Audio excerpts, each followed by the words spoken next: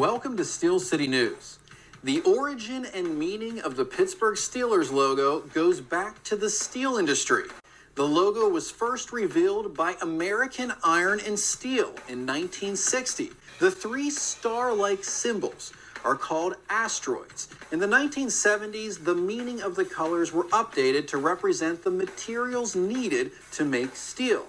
Yellow for coal, orange was representing iron, and blue representing scrap steel. The Steelers are the only team in the league to have a logo only on one side of their helmet. Helmet colors changed from gold to black to help make the logo stand out. In 1963, and the Steelers requested permission from AISI to change the word steel to the complete team name Steelers. So that's the story of the Pittsburgh Steelers logo. February 11th, 2001, people crowded the riverbanks and hillsides overlooking Three Rivers Stadium.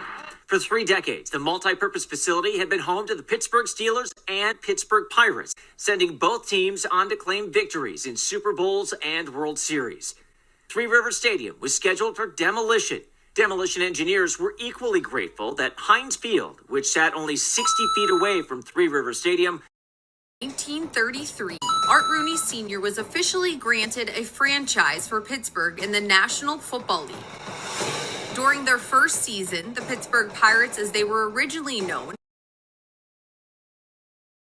Story of the National Football League without the Steelers and the Giants and the families who founded the franchises, the Rooneys and the Maras.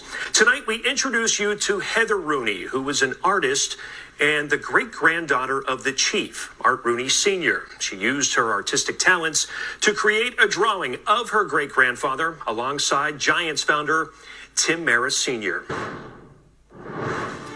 This drawing that I created of my great-grandfather, Art Rooney Sr., founder of the Pittsburgh Steelers, and his good friend Tim Maras Sr., founder of the New York Giants.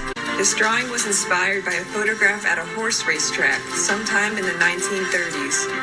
Art and Tim spent a good amount of time together going back to the pre-NFL football days. One day at the horse track, my great-grandfather told Tim he would someday name a son after him in his honor. He stayed true to that promise and had a son named Tim. His son Tim had a daughter who years later ended up marrying Tim Maras Sr.'s grandson, bringing the Rooney and Mara families connected together forever. These are two men who went on to use their persistent, strong-willed characters, combined with a passion for football, to change the NFL forever with 2 legendary football teams. In 1933, Tim was asked by the other owners in the growing NFL to see if Art Rooney Sr. was interested in joining the league. At the time, my great-grandfather had a sandlot football team in Pittsburgh. Tim told Art the buy-in price for the franchise rights was $5,000. Art offered to pay $2,500. Tim said okay immediately. 2 families, 2 franchises, 2 friends having a good time at the horse race track. Guys like us, we had it made. Those were the days.